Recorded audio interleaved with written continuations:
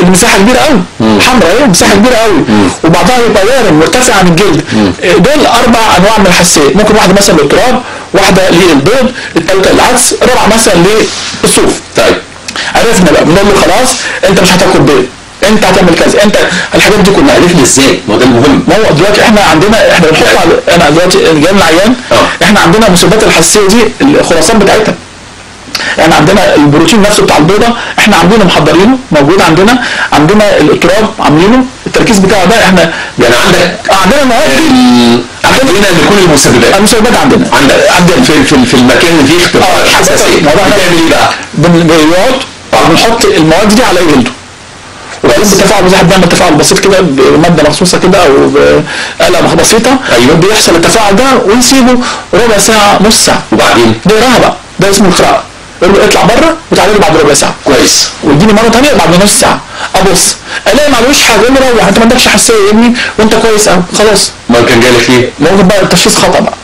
تشخيص كان خطا. ممكن. طيب طلع سبب. السبب عرفناه اهو. انت دلوقتي عندك بقى خلاص. انا بقى عارف الماده دي ايه، يعني انا بعرف الرقم بتاعها انا عارفه. معايا في كتابات. طلع بيض مثلا. البيض مش هتاكل بيض 6 اشهر. فقط 6 اشهر بس. واشهر بعدها.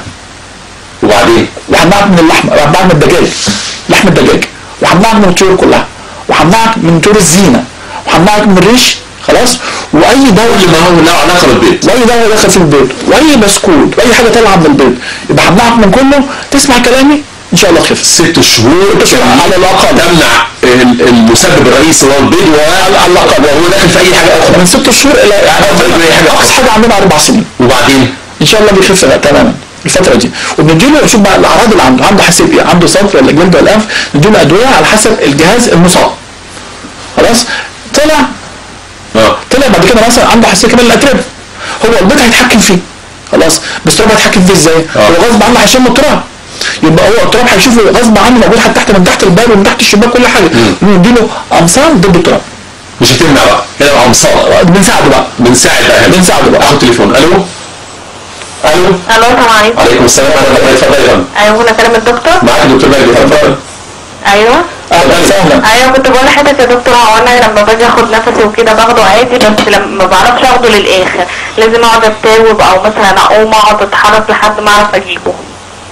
في كحه معاك ولا حاجه؟ لا بس انا كشفت قال لي دي انيميا حاده وكده، ومحتاجه يعني حاجات مفيده. وعملت تحليل؟ عملت تحليلات كتير. طلعت ايه؟ ما هو الانيميا. طب دي سهله. صلحيها، تصلح بالدواء وتصلح بالغذاء. دواء ايه طيب؟ ده ادويه بقى مش هنقول ادويه اللي فيها الحديد. ادويه الحديد منتشره وكده. في ادويه الحديد دي منتشره على حسب حالتك وعلى حسب التحليل بتاعك. والتغذيه بقى هتاخد الحاجات اللي هي ضد الانيميا، اللي هي الحاجات اللي فيها الحديد زي البقول كلها، يعني الفول والبسله والحاجات دي.